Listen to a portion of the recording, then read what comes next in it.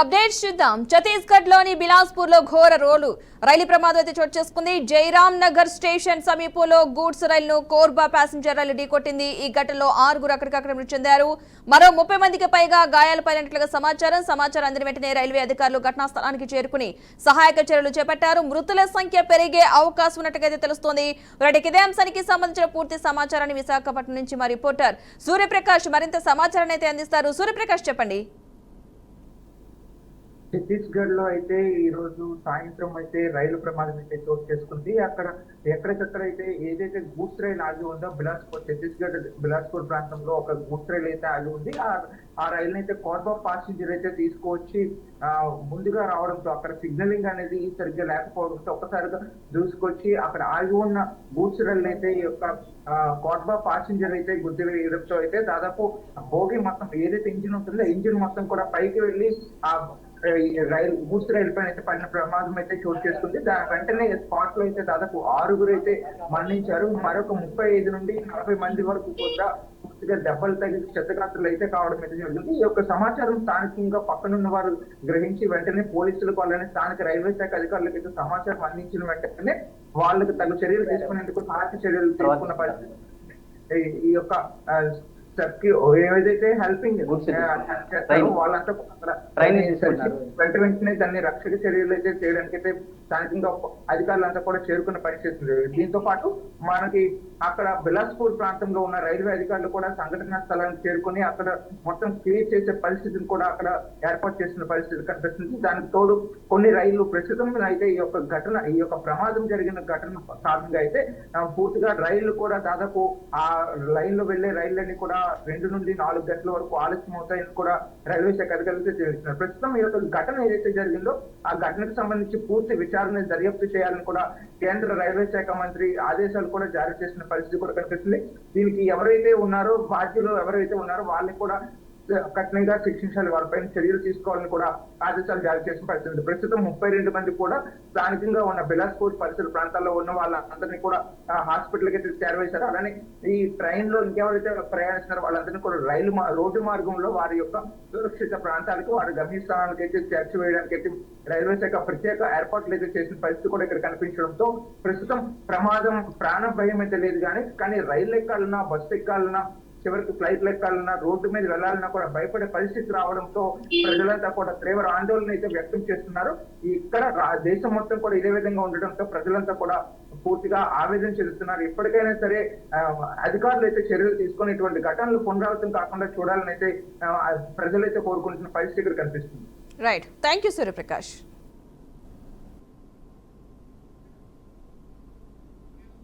కృష్ణా జిల్లా రామరాజుపాలెంలో వైఎస్ జగన్ పర్యటించారు. మోంతా తుఫాను ప్రభావంతో నష్టపోయిన పంటలను ఆయన పరిశీలించారు. అనంతరం రైతులతో మాట్లాడారు. పంట నష్టంపై ఆరా తీశారు. ఎంత పంట నష్టం జరిగింది, ప్రభుత్వం పరిహారం ఎంత ప్రకటించింది, గత ప్రభుత్వం బాగుందా, ఇప్పటి పాలన ఎలా ఉంది, గత ప్రభుత్వం సమయంలో వరదలు వస్తే స్పందన ఎలా ఉంది, ఇప్పుడు పరిస్థితులు ఏంటి, ప్రభుత్వం ప్రకటించిన పరిహారం సరిపోతుందా లేదా అని ప్రభుత్వాన్ని నిలదీస్తే తమకు మద్దతు ఇస్తారా లేదా అన్నది కూడా ఇక జగన్ పరిశీలించారు. ఇంకా ఇదే అంశాలపై మా ప్రతినిధి విజయవాడ సుబ్బు రిపోర్టర్ అందిస్తారు పూర్తి సమాచారాన్ని. సుబ్బు, చెప్పండి.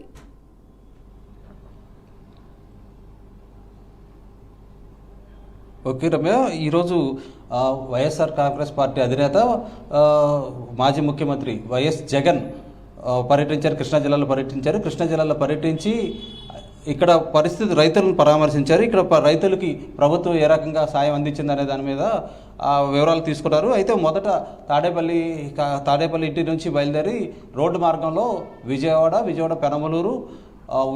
పెనమలూరు ప్లస్ మా పామర్రు నియోజకవర్గాల మీదుగా గూడూరు చేరుకున్నారు. అయితే మొత్తం రోడ్ల రైతులు అక్కడక్కడ ఆయనకి వరి పంట పైరుని ప్లస్ దెబ్బతిన్న పంటలని చూపించడం జరిగింది. ముఖ్యంగా కృష్ణా జిల్లాలోని రైతులందరినీ కూడా పరామర్శించడం జరిగింది. అంతేకాకుండా ఈ తుఫాను భారీ నష్టాన్ని మిగిల్చిందని చెప్పేసి కూడా చెప్పడం జరిగింది. గతంలో ఎప్పుడూ లేని విధంగా పంట పొలాలన్నీ కూడా మునకకు గురయ్యాయని చెప్పేసి చెప్పడం కూడా జరిగింది. మొత్తం గోదావరి జిల్లాల నుంచి కర్నూలు వరకు ఈ భారీ నష్టాన్ని మిగిల్చింది తుఫాన్ అని చెప్పేసి కూడా మాజీ ముఖ్యమంత్రి జగన్ చెప్పడం కూడా జరిగింది. మొత్తం 15 లక్షల ఎకరాల్లో పంట నష్టం సంభవించిందని ఆయన చెప్పడం జరిగింది. వరితో పాటు ఉద్యానవన పంటలు ఏవైతే ఉన్నాయో అవన్నీ కూడా దెబ్బతిన్నాయని చెప్పేసి కూడా చెప్పడం జరిగింది. మొక్కజొన్న, పత్తి, దాంతోపాటు బత్తాయి, దాంతోపాటు కూరగాయలు కూడా దెబ్బతిన్నాయని చెప్పి ఆయన ఆందోళన వ్యక్తం చేసింది. కొన్ని చోట్ల ఆయన నేరుగా పొలాల్లోకి వెళ్ళి పంట పొలాలు కూడా సందర్శించిన దాఖలాలు అయితే ఉన్నాయి. నెక్స్ట్ 18 నెలల చంద్రబాబు పాలనలో 16 ప్రకృతి వైపరీత్యాలు సంభవించాయని ఆయన వ్యాఖ్యానించడం జరిగింది. 18 నెలల్లో ఒక్క రైతు కన్నా ఇన్పుట్ సబ్సిడీ చంద్రబాబు నాయుడు ఇచ్చారా అని ప్రశ్నించడం కూడా జరిగింది. అంతేకాకుండా రైతుల కష్టం తెలియాలంటే క్షేత్రస్థాయిలో పర్యటించాలి, కానీ ఏరియల్ వ్యూలు సర్వేలు చేస్తే ఎటువంటి ఉపయోగం ఉండదని చెప్పేసి కూడా ఆయన వ్యాఖ్యానించడం జరిగింది. అంతేకాకుండా పూర్తిగా రైతును నడ్డి విరిచింది ఈ ప్రభుత్వం అని చెప్పేసి కూడా మాజీ ముఖ్యమంత్రి జగన్ చెప్పడం జరిగింది. ఒక్క రైతు కూడా వేల రూపాయల నుంచి లక్షల్లో, ఒక్కొక్క రైతు వేల రూపాయల నుంచి లక్షల రూపాయల్లో నష్టపోయారని చెప్పేసి ప్రభుత్వం వారికి భరోసా ఇవ్వలేకపోయిందని చెప్పారు. తన ప్రభుత్వంలో రైతులకు పంటకు సంబంధించి, పంట పెట్టుబడికి సంబంధించి ఆర్థిక సాయం అందించామని, అది రైతులకు చాలా ఆసరాగా ఉండేదని, ఈ ప్రభుత్వం వచ్చిన తర్వాత ఆర్థిక సాయం అందించడం మానేశారని చెప్పేసి కూడా ఆయన విమర్శ చేయడం జరిగింది. ఆర్బీకేల పరిధిలో సచివాలయాలను అనుసంధానం చేసి ఈ క్రాప్ బుకింగ్లను నమోదు చేశామని చెప్పేసి అప్పట్లో రైతులకు ఎప్పటికప్పుడు ఏ పంటకు ఇబ్బంది కలిగినా నష్టపరిహారం అందేదని మా ప్రభుత్వంలో అని చెప్పేసి జగన్ చెప్పడం జరిగింది. టోటల్గా వైసీపీ ప్రభుత్వం, కూటమి ప్రభుత్వం రైతులను ఆదుకుంటంలో పూర్తిగా విఫలమైందని కూడా చెప్పడం జరిగింది. ఈ తుఫాన్ ఎఫెక్ట్ కారణంగా గోదావరి జిల్లాల నుంచి కర్నూలు జిల్లా వరకు ఈ తుఫాన్ ఎఫెక్ట్ జరిగిందని చెప్పేసి, దాంతోపాటు 15 లక్షల ఎకరాల్లో మొత్తం ఈ నష్టం అయితే జరిగిందని చెప్పేసి కూడా జగన్ చెప్పడం జరిగింది. గిట్టుబాటు ధర లేక రైతులు ఇబ్బంది పడతా ఉంటే ఈ ప్రకృతి వైపరీత్యం రైతులు నడ్డి విరిచిందని చెప్పేసి కూడా ఆయన ఆందోళన వ్యక్తం చేయడం జరిగింది. అంతేకాకుండా ఇన్పుట్ సబ్సిడీ అందించడంలో కూడా ప్రభుత్వం పూర్తిగా విఫలమైందని చెప్పేసి చెప్పడం జరిగింది. ఈ ప్రభుత్వం పూర్తిగా సీఎం సహాయ నిధి నుంచి ప్రభుత్వం 3,000 కోట్లతో గత ప్రభుత్వంలో తాము ధరల స్థిరీకరణ కోసం ఒక నిధిని ఏర్పాటు చేశామని చెప్పేసి కూడా చెప్పడం జరిగింది. అయితే ఈ ప్రభుత్వం పూర్తిగా రైతుల్ని విస్మరించిందని చెప్పేసి కనీసం ఇప్పటి వరకు కూడా అంచనాలని ఎంతవరకు నష్టం జరిగిందని అంచనాలు కూడా రూపొందించలేకపోయారని చెప్పేసి కూడా చెప్పడం జరిగింది. అధికారులు ఇప్పటికైనా మేలుకొని పంట నష్టాలను త్వరితగతిన ప్రభుత్వానికి అందించి ప్రభుత్వం రైతులందరికీ నష్టపరిహారం అందిస్తే కదా రానున్న రోజుల్లో వేరే పంటలు వేసుకునే దానికి అవకాశం ఉంటుందని చెప్పడం కూడా జరిగింది. అయితే ప్రభుత్వం నిర్లక్ష్యం వహిస్తే తమ ఆందోళనకు దిగుతామని చెప్పేసి కూడా మాజీ ముఖ్యమంత్రి జగన్ స్పష్టం చేయడం జరిగింది. ఇది ఇక్కడ ఉన్న పరిస్థితి. Ramya, thank you for the update Subbu. Telugu Desam పార్టీలో ఇటీవల చర్చనీయాంశమైన తిరుపూరు నియోజకవర్గ వివాదంపై అధిష్టానం దృష్టి సారించింది. విజయవాడ ఎంపీ కేశినేని చిన్ని, తిరువూరు ఎమ్మెల్యే కొలికపూడి శ్రీనివాసరావు మధ్య నెలకొన్న విభేదాలపై ముఖ్యమంత్రి, పార్టీ జాతీయ అధ్యక్షుడు చంద్రబాబు తీవ్రంగా స్పందించారు. పార్టీ ఐక్యతకు భంగం కలిగించే ఇలాంటి పరిణామాలను ఉపేక్షించేది లేదని స్పష్టం చేస్తూ ఇద్దరి నేతలను క్రమశిక్షణా కమిటీ విచారణకు పిలిచారు. ముఖ్యంగా అనుచరులను ఎవరిని వెంట తీసుకురాకుండా వ్యక్తిగతంగానే విచారణకు హాజరు కావాలని స్పష్టం చేశారు. ఇక నేడు కొలికపూడి శ్రీనివాసరావు హాజరయ్యారు. రాష్ట్ర అధ్యక్షుడు పల్లా శ్రీనివాసరావుతో పాటు క్రమశిక్షణా కమిటీలోని కొనకళ్ళ నారాయణరావు, వర్ల రామయ్య, ఎంఏ షరీఫ్, పంచుమర్తి అనురాధ ఎదుట ఆయన హాజరై వివరణ ఇచ్చారు. ఇక ఇదే అంశానికి సంబంధించిన పూర్తి సమాచారాన్ని మా గుంటూరు ప్రతినిధి సువర్ణబాబు అందిస్తారు. సువర్ణబాబు, చెప్పండి.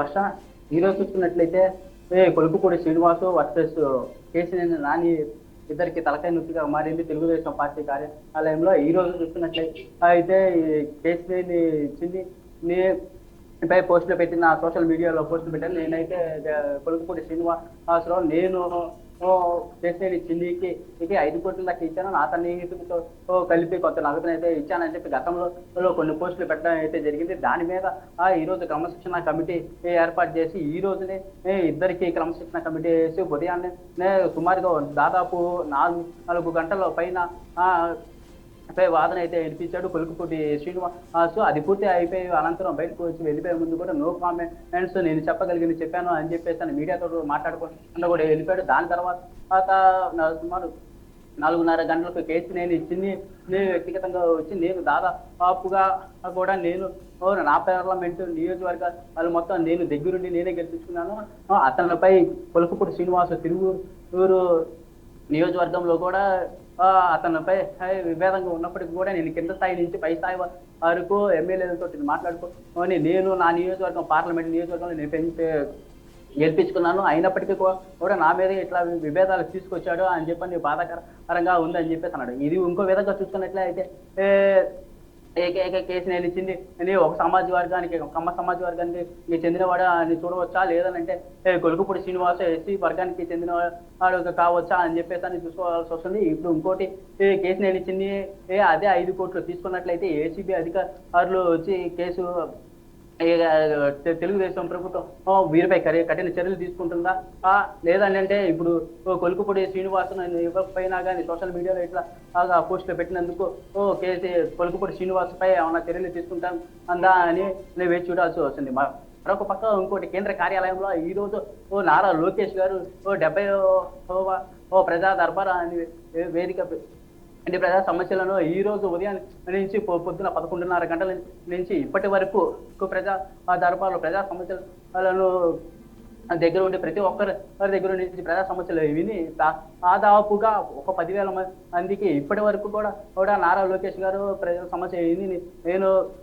ఆయన ప్రజా సమస్యలను పూర్తి చేసే వరకు ఇక్కడి నుంచి వెళ్లకుండా ప్రతి ఒక్కరి దగ్గర నేను సమస్యలు అనేది విని వెళ్తాను అని చెప్పేసి ప్రజలందరికీ హామీ ఇచ్చి ప్రతి ఒక్కరి దగ్గర కూడా సమస్యలు వింటాను. ఇది ఒక కేంద్ర పార్టీ కార్యాలయంలో నారా లోకేష్ ప్రజలు ప్రతి ఒక్క దగ్గర అతని సమస్య విని సమస్యను పరిష్కరించే విధంగా నేను అని హామీ ఇచ్చి పంపించడం అయితే జరుగుతుంది. ఇది ఒక పక్క జరుగుతుంది. మరొక పక్క ఇప్పటిదాకా కేసు నేను ఇచ్చింది నీ విచారణ అయితే జరిగి కేసు నేను ఇచ్చింది నా వాదన నేను చెప్పి ప్రస్తుతానికి అయితే పాదకు ఆ రీతిగా కొలుకుపూడి శ్రీనివాసరావు పోస్ట్ పెట్టాడు నా పైన ఇట్లాగా నా పేరు వ్యతిరేకంగా ఇట్లా పేరు బదలం చేసి ఇట్లా చేశారు అని క్రమశిక్షణ కమిటీ విచారణలో చెప్పారు.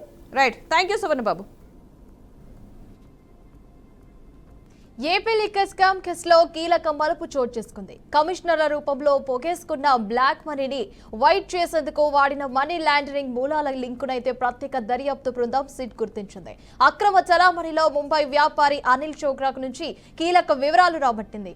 జగన్ చుట్టూ ఉండే ఎంపీ మిథున్ రెడ్డి, ధనంజయ రెడ్డి, కృష్ణమోహన్ రెడ్డి, భారతీయ సిమెంట్స్ డైరెక్టర్ బాలాజీ గోవిందప్పలకు బెయిల్ రావడంతో కేసు అక్కడితో ఆగిపోయిందని ఊపిరి పీల్చుకున్నట్లుగా చెప్పారు. అంతిమ లబ్ధిదారులకు చిక్కులు తప్పవని తెలుస్తోంది. 2 రోజుల క్రితం విజయవాడ నుంచి ముంబై వెళ్లిన ప్రత్యేక బృందాలు అక్కడ అనిల్ చోక్రాకు ప్రశ్నించినట్టు తెలుస్తోంది. ఇక ఇదే అంశంపై మా ప్రతినిధి నెల్లూరు నుండి మల్లికార్జున్ అందిస్తారు. మల్లికార్జున్, చెప్పండి.